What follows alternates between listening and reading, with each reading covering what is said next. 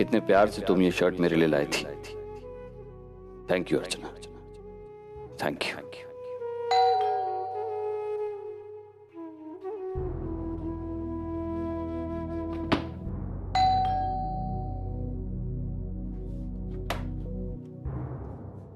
अरे देखिए सर, आप आइए ना।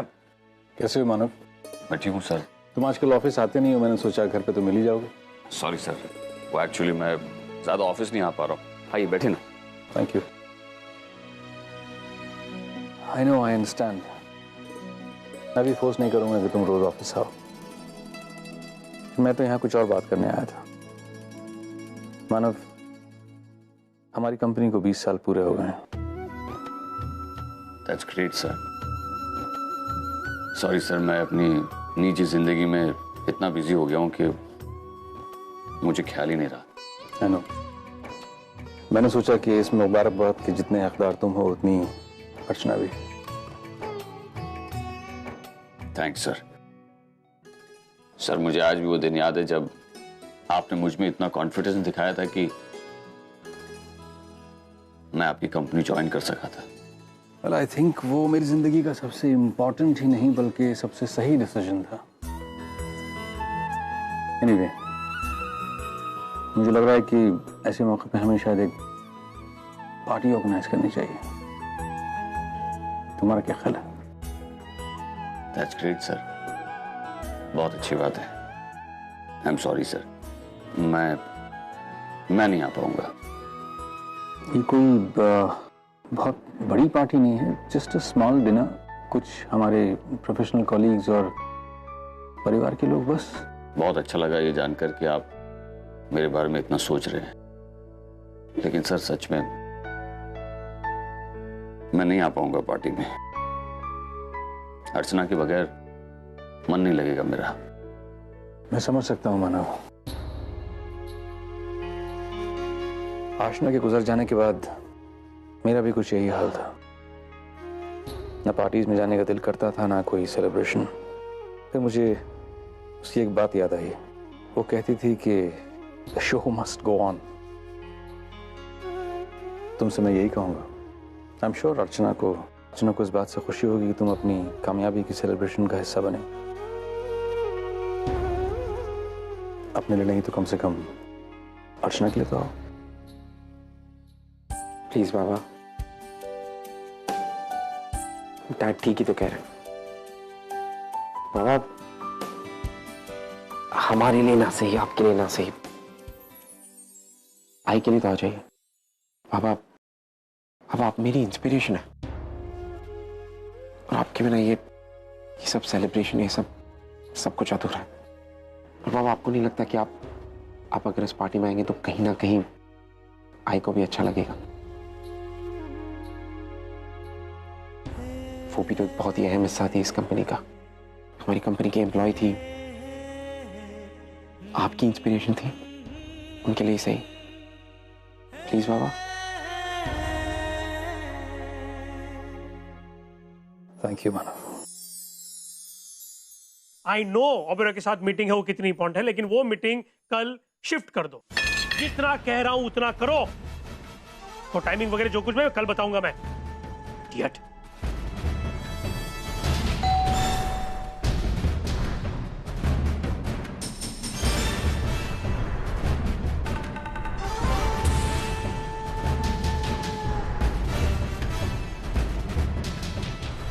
Good morning mister Mittal.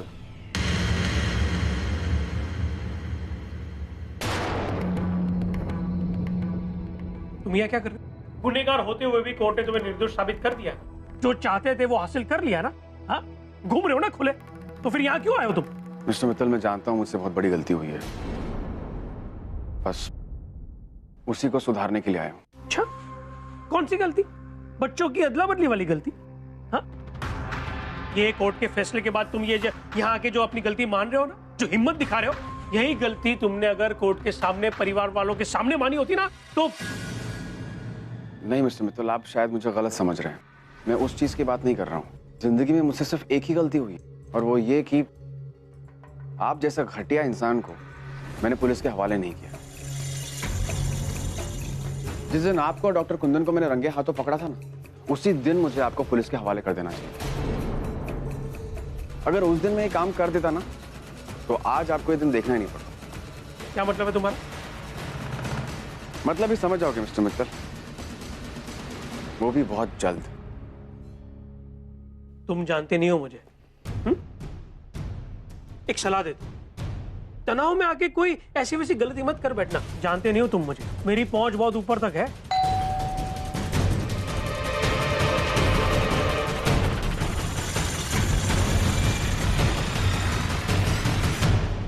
Mister Mittal. हाँ, लेकिन तुम लोग यहाँ क्यों अंदर चले आ रहे? एक मिनट। अरे मिस्टर मित्तल, घबराने की जरूरत नहीं, मैंने ही बुलाया इन्हें अपनी गलती को सुधारने के लिए। एक मिनट। आप जानते हो मैं कौन हूं? हाँ, फिलहाल आप एक मुजरिम हैं और आपके खिलाफ ह्यूमन ऑर्गन ट्रैफिकिंग का केस दर्ज हुआ है और आप अपने अस्पताल में न जाने ऐसे कितने ही गैर कानूनी धंधे करते हैं जो। नहीं, एक मिनट हवलदार साहब, एक मिनट। ये अब क्या बोल रहे हैं? मैं तो सीधा साधा बिल्डर हूँ। ये कौन सा गैर कानूनी काम? मैं कोई गैर कानूनी काम नहीं करता। ये ह्यूमन ऑर्गन ट्रैफिकिंग का जो रैकेट है वो ये आदमी चलाता है। हाँ, ये मुझे झूठे केस में फंसाना चाहता है। और एक मिनट, और आप मुझे किस बिना पे गिरफ्तार करेंगे? हाँ? आपके पास कोई सबूत तो है ही नहीं, है ना? सबूत मैं कोर्ट में पेश करूंगा मिस्टर मित्तल।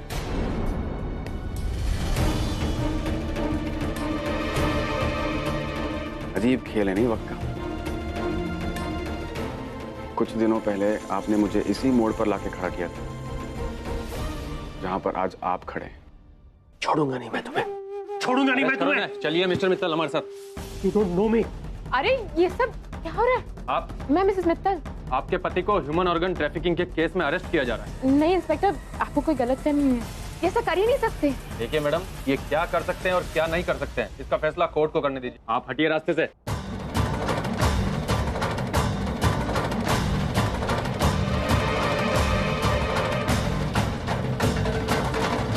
ये सब तुम्हारी वजह से हुआ पूर्वी। मैंने तुमसे कहा था ना अपने पति को इन सारे मामलों से दूर रखने के लिए। अरे क्या हुआ बेटा, इस तरह क्यों चिल्ला रही तू? आई मित्तल को पुलिस अरेस्ट करके ले गई है। क्या? लेकिन क्यों? ये सब ऑनर की वजह से हुआ है। उसी ने मित्तल के खिलाफ कंप्लेंट फाइल की होगी। भाई तुझे कोई गलतफहमी हो रही है, बिना मुझसे पूछे ऑनर ऐसा कभी नहीं करेंगे। नहीं करेंगे, वो ऐसा कर चुके हैं पूर्वी। शांत हो जा बेटा। पूर्वी, तू ऐसे कैसे जता रही है कि तुझे कुछ नहीं पता? तुझे वाकई में कुछ पता नहीं है, तू नहीं पता होने का नाटक कर रही है।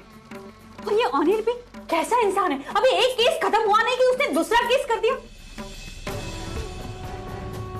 अरे कुछ भी करने से पहले एटलीस्ट हमारे बारे में तो सोचा होता। पता नहीं लोग किस तरह की बातें बनाएंगे, कितनी शर्मिंदगी हमें उठानी पड़ेगी। इतनी अक्ल नहीं है उसमें। अरे पता नहीं ये केस और कब तक चलेगा। तू इतनी चिंता क्यों कर रही है मंजू?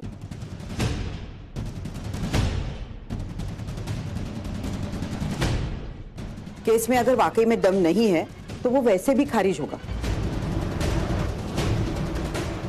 देख, ओनिर निर्दोष था तो वो बाइज्जत बरी हो गया। अगर मित्तल निर्दोष है तो वो भी छूट जाएगा। कोई भी अदालत उसका कुछ भी नहीं बिगाड़ सकती है ना। तू चिंता मत कर। लेकिन आई जो नुकसान होना था वो तो हो ही चुका है ना। मिस्टर मित्तल कितनी फेमस पर्सनैलिटी है, मीडिया वैसे उनके बारे में पता नहीं क्या क्या छापते रहते हैं। और ये केस हो गया, अब पता नहीं वो और कितनी अफवाहें फैलाएंगे। और आई पुलिस, पता नहीं वहां उन्हें कैसे ट्रीट कर रही होगी। अरे बेटा तू देखो, यहाँ खड़े खड़े बातें करने से कुछ नहीं होगा। पुलिस स्टेशन चलते हैं, वहां जाके पता चलेगा एग्जैक्टली क्या हुआ है। हाँ विनोद, अभी चलो और मैं भी चलती हूँ। चलो मैं भी आती हूँ। चलो। नहीं आई तू यहीं रुक, तेरी तबीयत वैसे भी ठीक नहीं है, वहां जाके परेशानी होगी। हमें ना, हम सब देख लेंगे।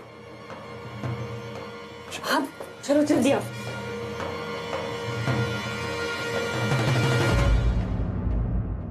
आज मुझे सच में नहीं पता था कि उन्होंने ऐसा कुछ किया। अगर मुझे पहले पता होता तो मैं उन्हें पहले ही रोक देती। पूर्वी, ओनिर ने जो कुछ किया है वो कुछ सोच समझ कर ही किया होगा ना। अगर मित्तल निर्दोष है तो वो साबित होगा। तो अपने आप को दोषी क्यों ठहरा रही है? मगर पुन्नीता वो मुझसे बहुत नाराज हो गई। तू पुन्नी को समझने की कोशिश करना। उसके पति को अरेस्ट किया गया है उसका सारा जो टेंशन है वो गुस्सा बनकर किसी ना किसी के ऊपर निकलने ही वाला था, वो तुझ पर निकल गया। चल तू अंदर चलकर आराम कर, चल चल ना। आजी की बात नहीं सुनेगी क्या? चल।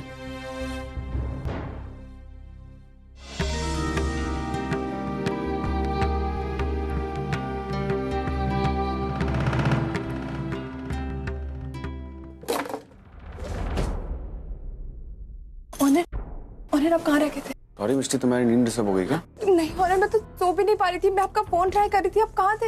हाँ, वो मेरी फोन की बैटरी डेड हो चुकी है। लेकिन तुम इतना टेंशन में क्यों लग रही हो? ऑनर वो एक्चुअली पुन्नीता आई थी, वो बता रही थी कि मिस्टर मित्तल को पुलिस गिरफ्तार करके ले गई। हाँ, वो मैंने उनके खिलाफ पुलिस कंप्लेंट की थी। क्या हुआ? ऑनर क्यों? पुलिस कंप्लेंट करने की क्या जरूरत थी? कैसी बातें कर रही हो तुम मिस्टी? तुम जानती हो मिस्टर मित्तल गुनहगार हैं। ऑनर वो गुनहगार है तो वो इस परिवार का हिस्सा भी तो है ना ऑनर, वो अच्छी तरह से जानते हैं बात। ऑनर पुन्नीता इस वजह से कितनी परेशान है आप नहीं जानते। और अब तो मुझे ये भी डर है कि मिस्टर मित्तल के गिरफ्तार होने के बाद हमारी प्रॉब्लम्स कहीं और ना बढ़ जाए। वैसे ही उनकी गिरफ्तारी के बाद उनका गुस्सा और बढ़ गया होगा। मिस्टी, तुम कहना क्या चाहती हो? मैं मानता हूँ कि मिस्टर मित्तल हमारे परिवार का सदस्य है, लेकिन जो गलत है सो गलत है, हम उसे अनदेखा तो नहीं कर सकते ना। ऑनर मिस्टर मित्तल गलत है तो हमने जो किया वो भी तो गलत है ना। मिस्टी, मैं तुम्हें कितनी बार समझा चुका हूँ कि तुम प्लीज ऐसे मत सोचो।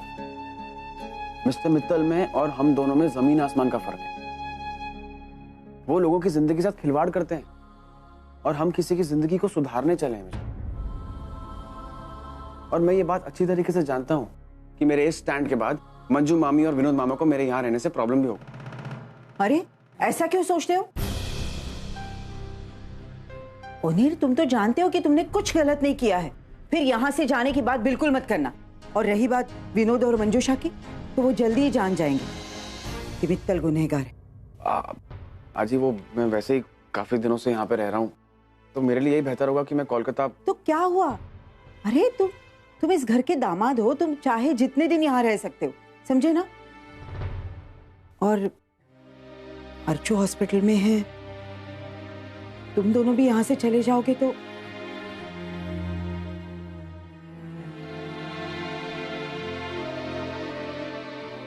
आइंदा यहाँ से जाने की बात मत करना, समझी?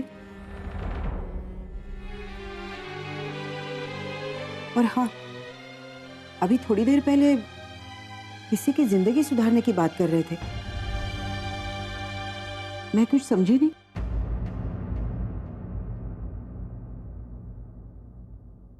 क्या बात है पूर्वी? अब कुछ नहीं आजी, वो मैं बस कह रहा था कि मैंने ओवी की जिंदगी को बचाया ना, उसकी बच्ची को बचाया, तो वही कह रहा था। पता नहीं, लेकिन मुझे ऐसा लग रहा है कि तुम दोनों मुझसे कुछ छुपा रहे हो।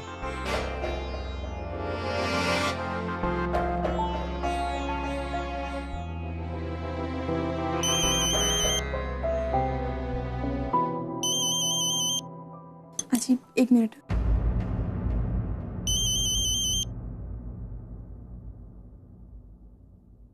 हेलो पूर्वी, कैसी हो? तुम्हारी सेहत कैसी है? मैं अच्छी हूँ। गुड। अच्छा, मैंने इसलिए फ़ोन किया क्योंकि हमारी कंपनी के 20 साल पूरे हुए हैं। इस खुशी में हम लोग एक पार्टी कर रहे हैं और तुम परिवार का हिस्सा ही नहीं बल्कि प्रोफेशनली कंपनी के साथ जुड़ी रही हो, इसलिए मैं चाहता हूँ कि तुम और रोनीर अपने आजी को लेकर ज़रूर पार्टी में आओ। जी सर, हम ज़रूर आएंगे। और हमारी कंपनी को 20 साल पूरे हो गए हैं, उसके लिए आपको congratulations. Thank you. Okay sir, bye. अजी वो टीके सर का फ़ोन था, कंपनी को 20 साल पूरे हो गए ना, तो वो हमें पार्टी में बुला रहे हैं। मेरा आना तो मुश्किल है, तुम दोनों चले जाओ। आजी तू भी चलना। नहीं नहीं, मैं घर पर ही रहूंगी।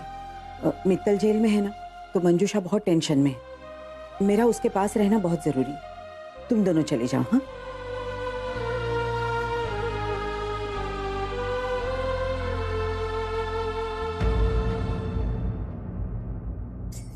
आजी, अरे हेलो, कैसी हो तुम? अच्छी हो तुम? मैं भी ठीक हूँ।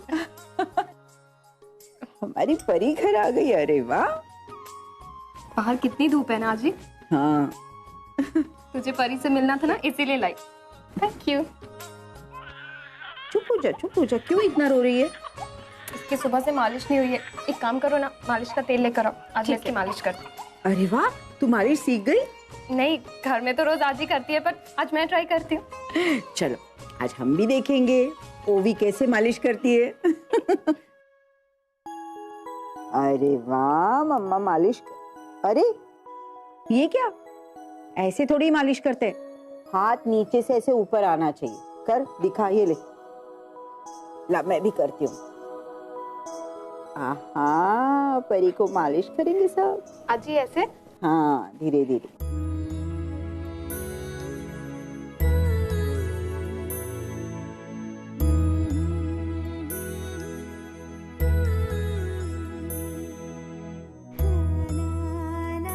अगर मैंने अपनी बेटी ओवी को नहीं दी होती तो आज मैं उसकी मालिश कर रही होती।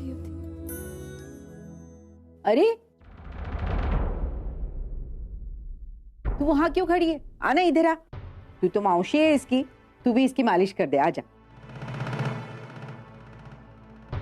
नहीं अजी, तूने और ओवी ने कर दी होगी ना, ज्यादा ना हो जाए। कुछ नहीं ज्यादा होता, बच्चों को मालिश करने से बच्चे मजबूत हो जाते हैं। आजा।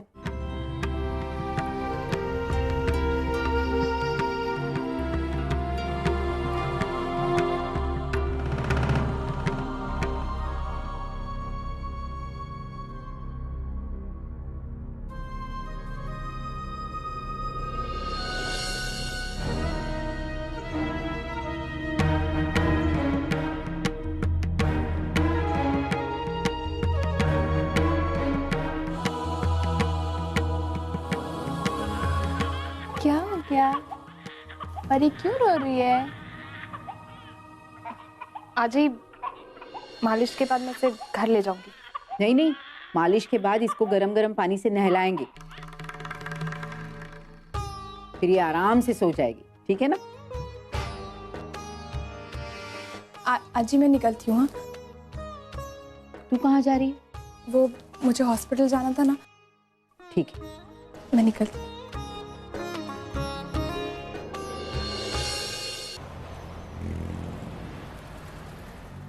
आज मुझसे बहुत बड़ा गुनाह हो गया, लेकिन मुझे समझ में नहीं आ रहा कि मैं उसका प्रायश्चित कैसे करूं।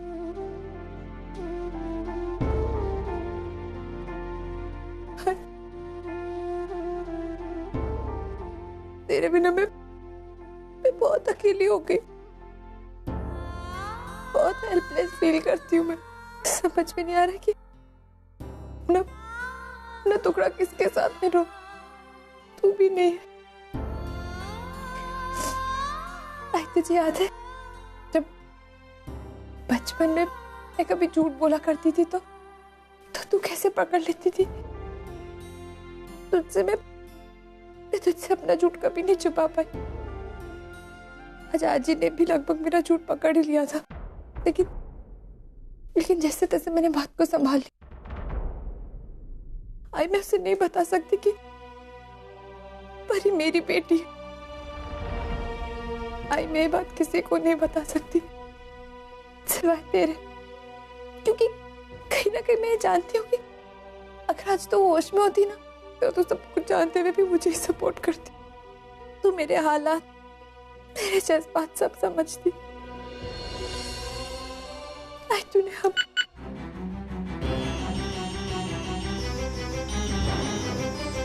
आई डॉक्टर प्लीज चेक कीजिए ना, क्या हो गया आई को? ठीक तो है ना? हाँ ठीक है। नहीं शी इज फाइन।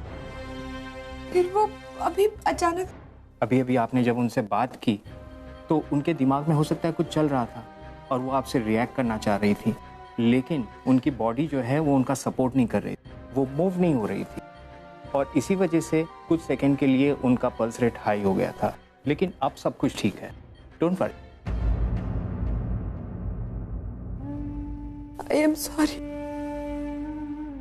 अगर इस खबर ने तुझे तुझे कोई सदमा पहुंचा है तो भाई, मैं तो सिर्फ अपने दिल की बात तुझे बता रही थी, क्योंकि मुझे लगता है कि सिर्फ एक तू है जो मुझे समझती।